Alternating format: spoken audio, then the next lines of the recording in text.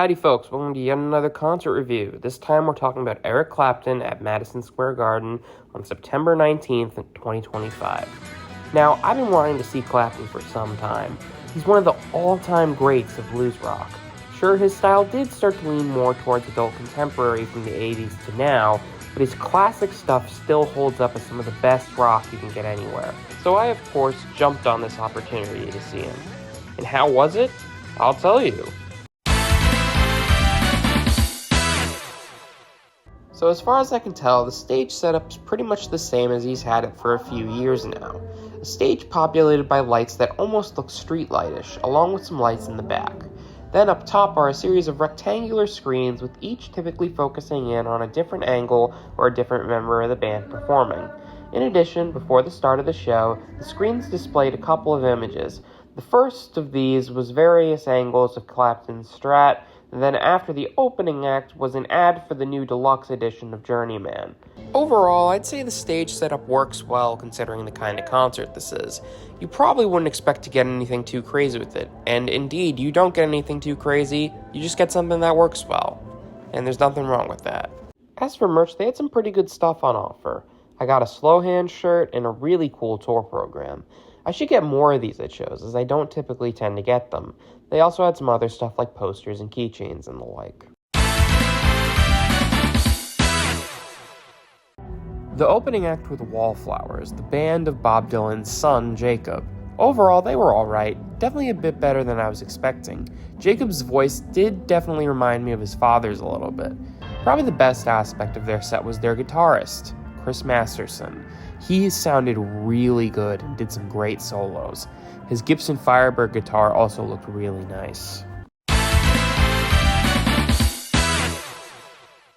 So the set was structured into three main sections, not counting the encore. The first electric set, then the acoustic set, then the second electric set. Now normally, I believe the electric sets are supposed to be around an even length of around 4 songs, but here the second was a little bit longer at 5 songs. Eric didn't do much of any talking in between songs. They very quickly pretty much just went from song to song. I do like it when bands sort of chat with the audience in between songs, but I guess it ain't a big deal that he didn't hear. Now as for the setlist choices, I think they were actually pretty good, especially considering what Clapton has tended to play more often in recent years. I do think some of the earlier dates of the tour had a little bit better choices, such as some of them having bell-bottom blues, but I won't complain as there's plenty of great stuff in there. What I do feel they could have eased up on a little bit, however, was the amount of songs that were used as pieces for each member of the band to solo. Around 4 songs were like this. I love solos and jams and stuff like that, but here I think there may have been a little too many. I think they should have just left it at 2 songs for full band solos and then just have Clapton solo on the rest. But it isn't too much of a big deal for me because I do love jams, so I still enjoyed it, but that's definitely something to keep in mind if that's not something you're into.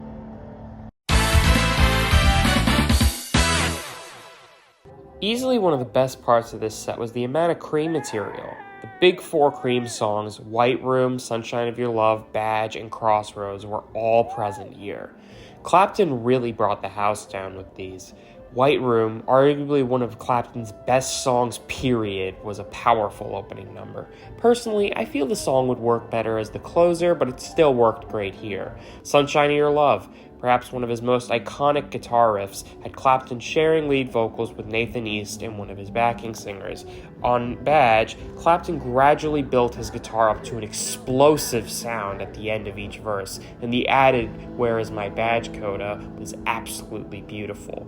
Then, of course, you gotta have Crossroads. I'm guessing Clapton's favorite blues song, considering he names so many of his things after it. Any fan of Cream would have definitely been pleased here with the amount of representation its material received here. It's not like that's where the highlights ended, however. There was some pretty good Derek and the Dominoes representation in there. Key to the Highway was the second song, and was a nice, little shorter rendition of the song. Definitely a good number for controlling the energy after the explosive White Room. Later, in the acoustic set, you of course got the acoustic versions of Nobody Knows When You're Down and Out and Layla. Layla very much got the crowd very excited, as everyone was clapping along to it. Personally, I would have much preferred if Clapton played the original electric version of the song, but this was still pretty fun.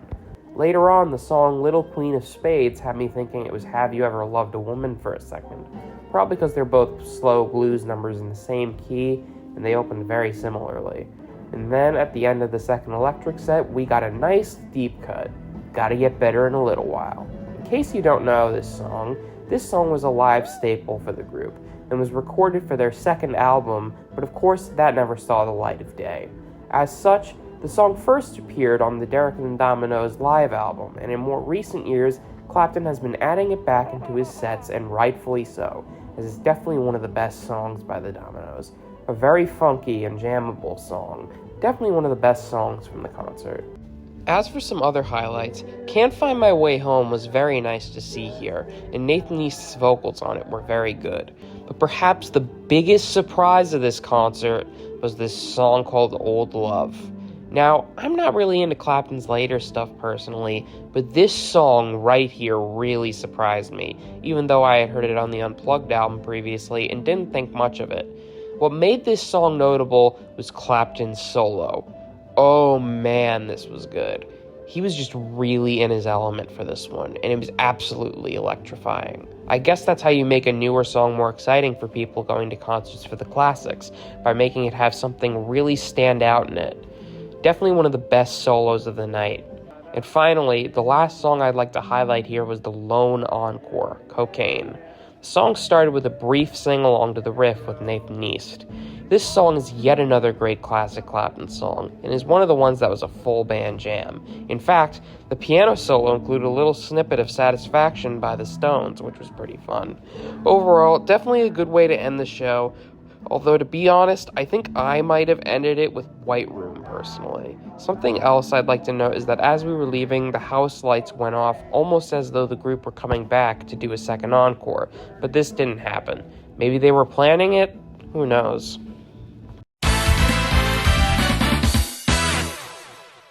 So in conclusion, this show was very good. I think I got to see Clapton at the right time for a person of my generation. Now, I am aware, of course, that Clapton's sets in recent years can definitely be very hit or miss, depending on what songs you like. But if you're someone who, like me, just really enjoys stuff from his prime, then you would have had a great time at this show. And sure, his shows might not be the most exciting or visually stunning concerts you can go to, but if you're a big fan of rock and roll and blues, then you'll probably still enjoy your time to some degree. Anyways, thanks everyone for watching, and I'll see you in the next one. Happy trails.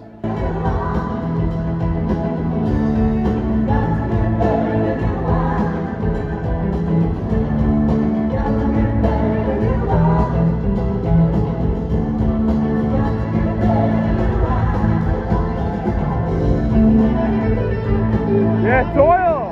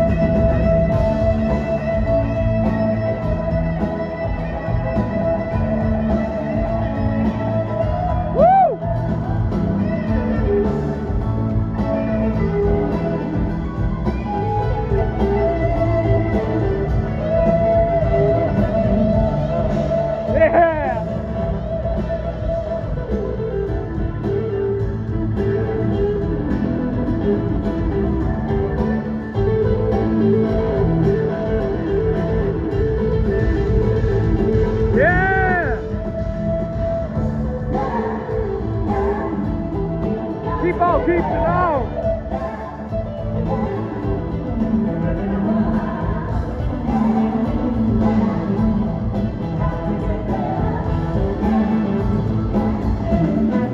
But